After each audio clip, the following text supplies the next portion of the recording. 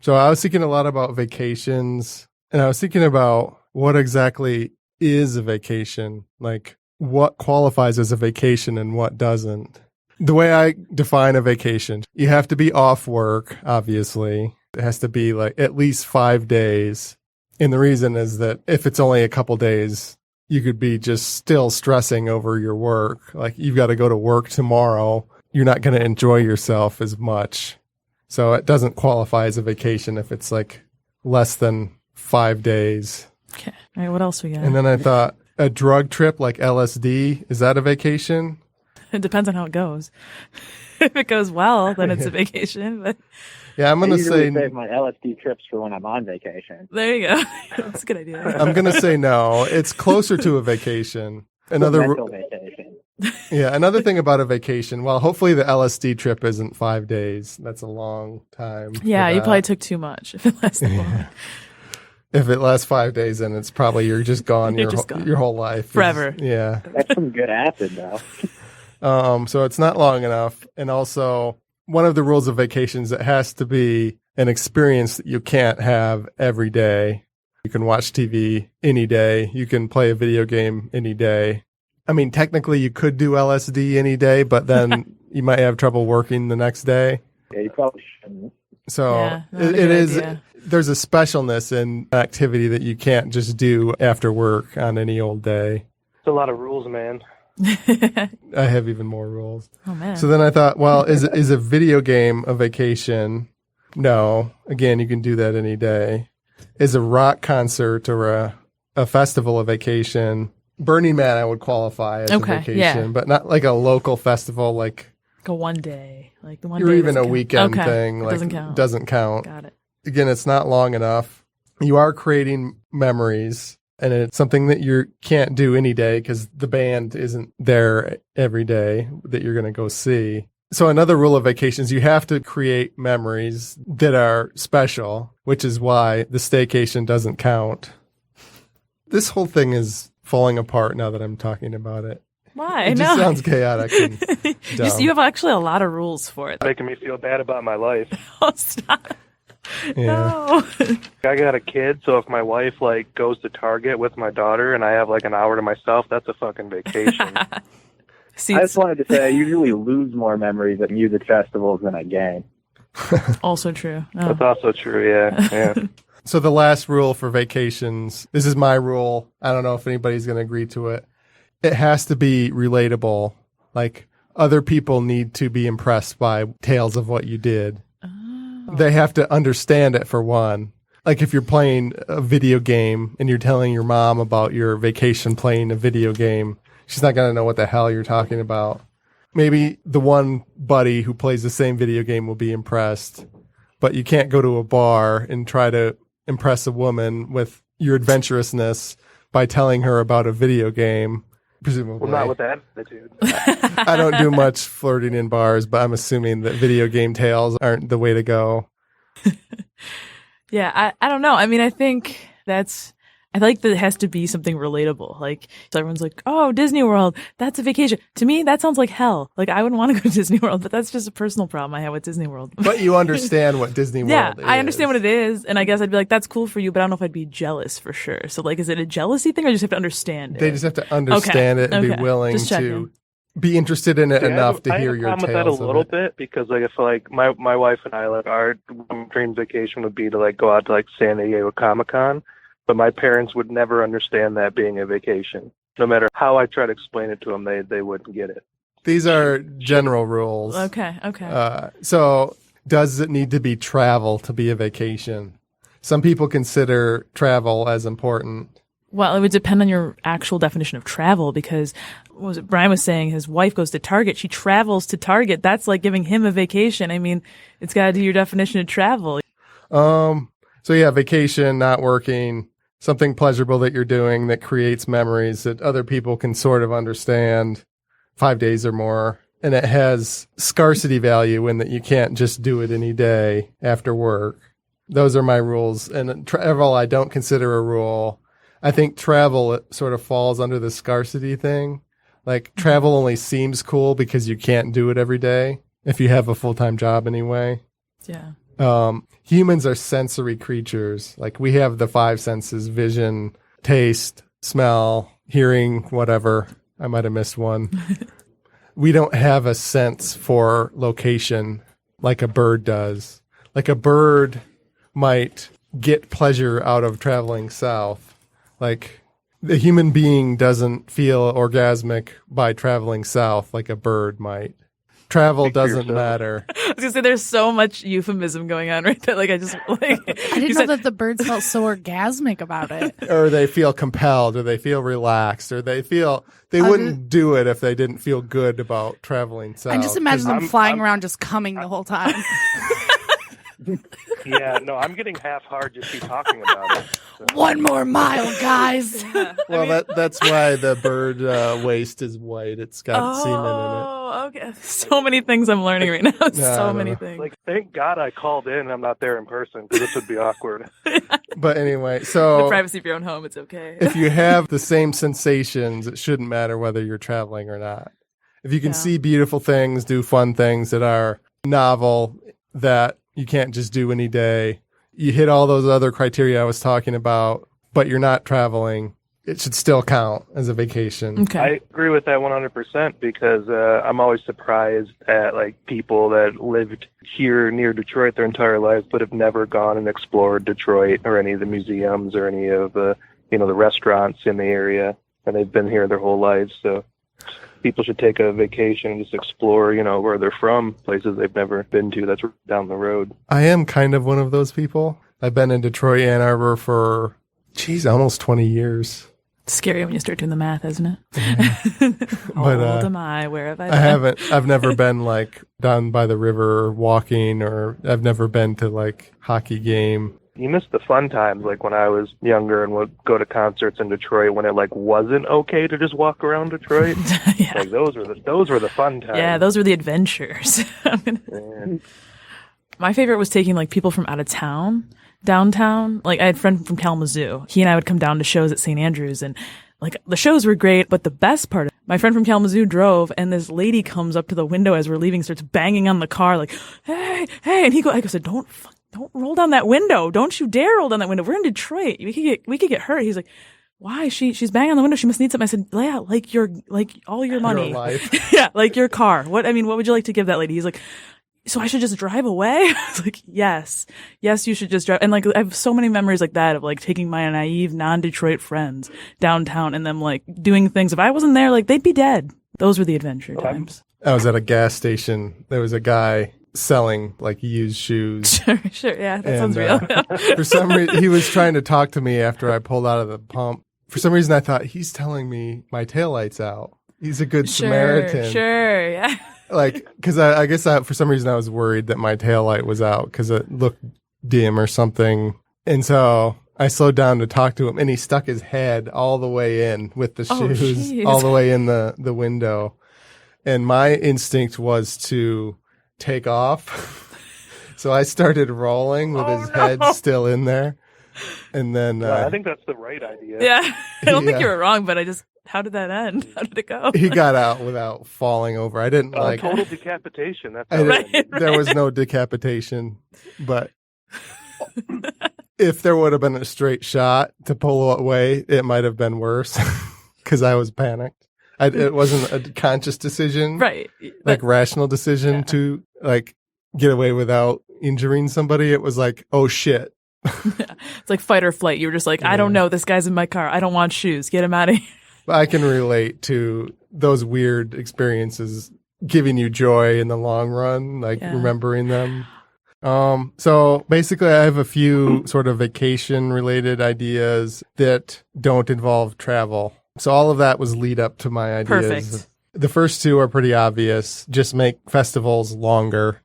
Like the Renaissance Festival it's like a month long, but if it's meant like you go one day in that month period, you don't go 7 days in a row. You'd be bored out of your mind. Yeah. The second day, maybe the third day if you're really into that type of thing. Same thing with like rock festivals. Maybe if you saw a different band every night, you could do it 7 days in a row, but I think your ears would be sore, and like maybe you could have some sort of like festival that's like rock and comedy and weird sideshows and hypnotists that goes on a week where you go every night. Something like that. That's an idea.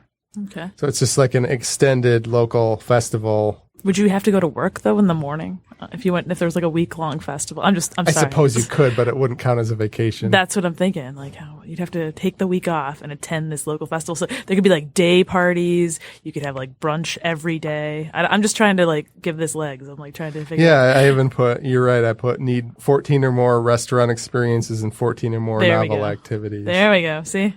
There we go. Yeah. So I'm gonna need like a PDF of all your rules. Like the first time I played Risk, I'm trying to remember all the rules. Well, luckily you don't need to remember shit that I'm talking about. It's not like you're gonna get quizzed on it at the end. Mandatory. Yeah. It won't be a test later. Are you sure? And then so the second idea, they have like athletic things that are starting to border festivals in scope, like mud run type things where it's more than just a 5K. It's like extra shit you're doing too. And so they could do something like that, either like a different physical activity each day, like cycling, running, swimming, underwater scuba something, maybe some like obstacle course one day. You could do that like 7 days in a row as like a 7-day athletic festival / weight loss thing. I think that like seems like a logical next step because I have friends who are doing like Ironmans and stuff where they're running like 50 milers. They're going to run out of places, like miles to run. So then they could just like do a 7, triathlon, whatever 7 would be, what is that? Like, I don't know what the beginning of 7 is. Like, it'd be more like, there you go. And the good thing about that too is like, I've never run a full marathon, but that like wrecks you. Yes, it does. Like it's probably not even healthy. It's not. So if this would be dialed back to much less than a marathon because you would need to do the next activity the next day. So it wouldn't be this crazy vomiting and like jelly legging it at the end of the race and like pissing your pants and keeping running and all this crazy shit that people do in marathons that like is borderline nuts. It'd be less ridiculous. I haven't ran since gym class in high school. So I'm not worried about that. If you piss yourself, you get to put a pretentious sticker on your car, so it is worth it. I pissed myself at the Boston Marathon or something. I've never seen those bumper stickers. No, I'm just talking about the 26.2. I think the first one's a better idea, though. I want a sticker that says, like, I pissed myself at the Boston Marathon. Like, that would be going. We saw I pissed myself at the Boston Marathon. That's hilarious. You don't get credit if you piss yourself and stop. You have to piss yourself and keep going to get bragging rights. Watching. These are creative ideas, man. I really like this. Then you better start running so you don't look ridiculous. I made my nipples bleed at the Boston Marathon. I really think there's a market for this, you guys. I really do. And then, runners are sick, man. Someone trademark it real quick. Yeah, get on that. So then they have like other like pseudo physical activities like escape rooms and like scavenger hunts. Sometimes they even have like treasure things. They bury treasure at like GPS coordinates and. You could do something like that. Good series of hunt. things for 7 days. Yeah. Like a 7-day contest where whoever completes this trek of 20 things wins like $10,000 or something. Like a 7-day adventure local thing. You wouldn't want to be locked in a escape room for 7 days though. You'd want to mix it up. I just think of it because for my work, we actually did an escape room. And we're all such like smart asses and super sarcastic people that like our director was like, yeah, we're going to do the escape room to build team morale. And we were all like, oh, this is going to be fucking awful. It's going to be horrible. The whole time we're like, this is going to be so cheesy and stupid. And we ended up having like a lot of fun. And now like we brought on a couple new people at work and we're like, can we do another escape room? And so I'm just picturing like a 7-day long escape room with my coworkers and how ridiculous that would be. Yeah. It'd be fun for like the first day and then we'd probably kill each other. The third vacation related thing, I call it time committed video games. So it would be like a game where you can't play it every night because one of the rules of the game is that you can't like log off. If you log off, like your team loses. Okay. So you've got to commit the time. So one of my rules for a vacation is it has to be something you can't do every day. Okay. So they're just adding a rule to the video game, probably like some medieval quest, like Lord of the Rings type thing, where you've got to play it. Maybe a group of people all play it together all day, every day for 7 days. Wow. Sounds like how EverQuest started. I want that real bad. Oh, yeah. Yeah, I think I know a few people that would be really into that. They just wouldn't You're leave their basically house. just describing like when I first started playing World of Warcraft. There That's you go. all I did. I didn't go to class. I just played WoW. And Gained a so bunch of weight. related to the video game thing, one of the ideas that I keep bringing up in my podcast is my vision of a future house. I think houses are stupid. I think having a house that's attached to the ground and having a location where you live is obsolete. Unless you're like growing shit in the ground, there's no reason to be tied to one place. You're making it hard to find jobs, and all of your financialness is committed to a place. And like, if you don't like your neighbor, you're fucked. You can't just quickly move next to your good friend or whatever. It gets in the way of happiness and flexibility. So I had a couple ideas on houses that aren't in one spot. So one idea was that you have these tiny houses. They would be like a standard size, like a couple shipping crate size or whatever. Okay.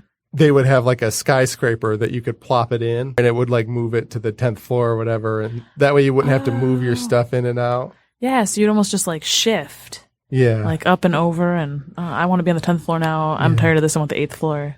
And then if you want to live like not in a skyscraper, you'd have like a weatherproofing skin that you could put on the outside of the tiny house. I like the first idea is almost like your musical chairs of a house. Like that's- Exactly.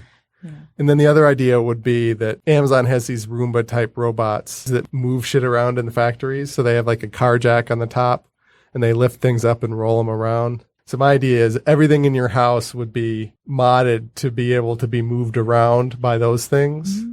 So basically you'd put like a thing under a chair so that the Roomba thing could roll underneath it, pick it up, move it in and out of the house. Would the Roomba thing have like a floor plan of what you wanted to look like? Or would it just like be like Russian roulette? Like you don't know, like you're going to come home, you don't know where the couch is going to be. Like it just picks and moves your shit around? Or You could do what you wanted. Okay.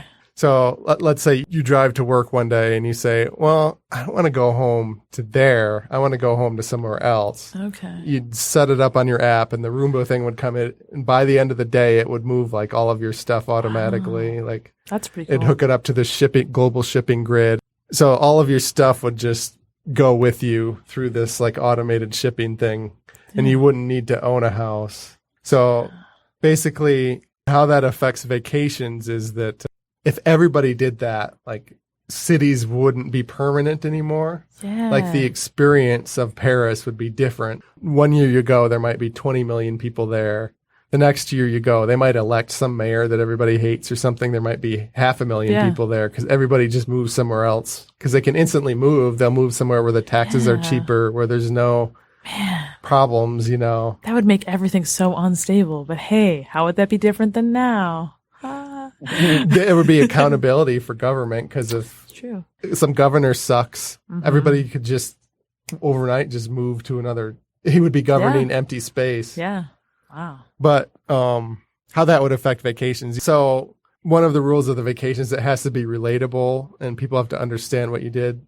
That might go away for cities because telling somebody you went to Paris, they wouldn't know what Which that year meant. did you go? Which month did you go? What was it like? And so because of that, there might be more of a concept of permanence, like in virtual worlds, in video games, than in the real world. Yeah. I don't know, like on a way smaller scale, I want to get like 5 friends together and just have like a house swap agreement where just every couple of years we can swap after this story. Like, I don't know. It just seems like my life would be a vacation then, Tom. Exactly. Everybody could just move around without. And the other thing about that is no chores. Yeah. You'd like wheel out the toilet with the Roomba thing to some factory that would like clean it and flush it and bring it in all clean. And All right. like, so everything would just move in and out. You wouldn't have to move anything. You wouldn't have to do chores. You'd live like a nomadic life of leisure with all of your stuff just following you like a Nice. dog following you walking through a park almost. Speaking of dogs, I feel like my pets would be very confused of this Roomba system. Yeah. And it would definitely kill at least one of them, Oh, like no. for sure. Okay. All of that talk of the futuristic house, it might enhance the perceived value of virtual worlds as far as vacations and bragging to people about what you did on vacation, because you can make a virtual world permanent if you want to. They'd live somewhere that they'd stay the same, like on the virtual realm. Yeah, if they wanted to.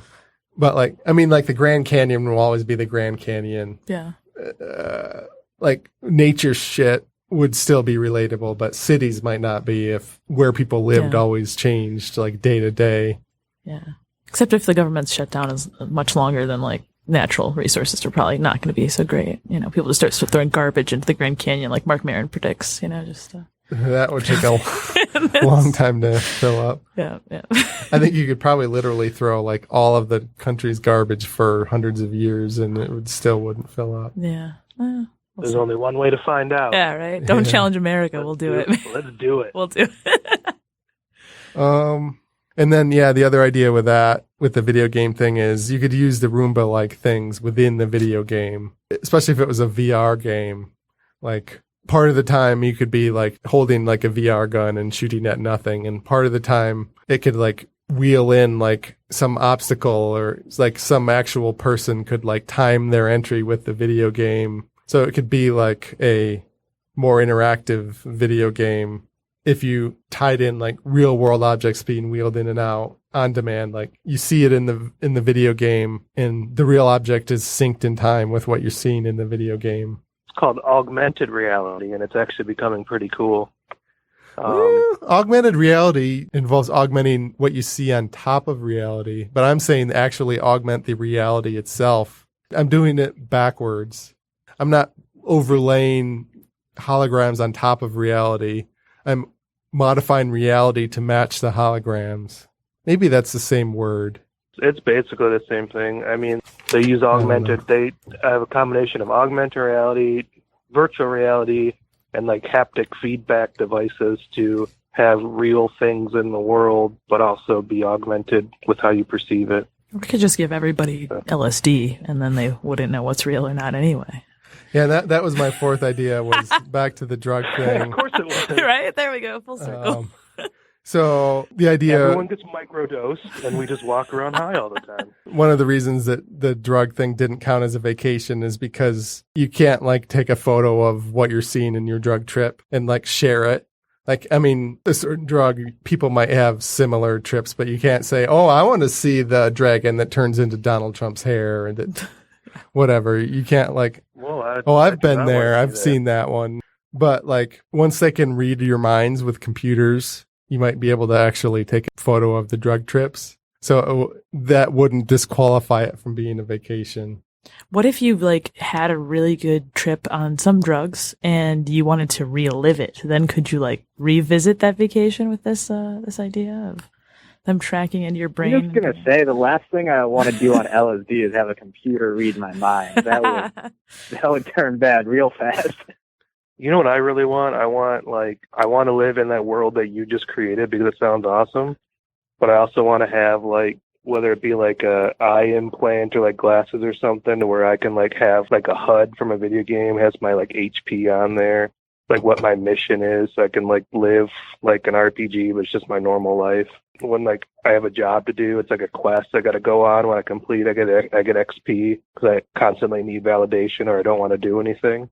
Yeah, that's been an idea on the podcast actually. Has it? Gamifying everyday life. Really? That's actually a real thing that there is an app that you can do that, but I want to see it. You know? Oh, you want to be more real. You want augmented reality. I want to walk down the road and like see like an exclamation point above someone's head. I'm like, oh, they need something, and then I can get XP. Hopefully, it doesn't mean I need to run over them like in Grand Theft Auto. I mean, it just depends on like what you're in the mood for that day. As long as it doesn't look so much like Grand Theft Auto that you forget you're not playing Grand Theft Auto. It's the risk that we will all take one day, hopefully. Yeah. And then the last idea with stay-at-home vacations is if you could control a robot, like a real robot, but it looked so much like another person that other people couldn't tell it was a robot. You could like walk around in the real world being somebody else for a week.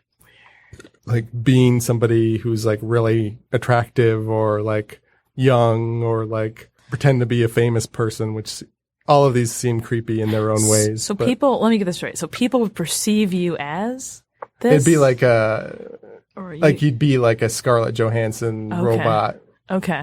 Like you'd see through the robot's eyes and you'd talk and it would like modulate your voice to sound like Scarlett Johansson, but they wouldn't necessarily know it was you at home with a remote control controlling it as it walks around in real life. Huh. All right. So those would be ideas for stay-at-home vacations. This is Amanda Brewington. I'm Tom Walma. I'm Bryan Deuchler. I'm Nick Earl. And this is Creativity Wasted. If you like this podcast, please subscribe and give a review or rating on iTunes, Google Play, Stitcher, SoundCloud, or wherever you got it. I have a website, creativitywasted.com, and I also started a Patreon. So if you love the show, consider donating to Patreon. Thanks for listening. You're listening to the Podcast Detroit Network. Visit www.podcastdetroit.com for more information.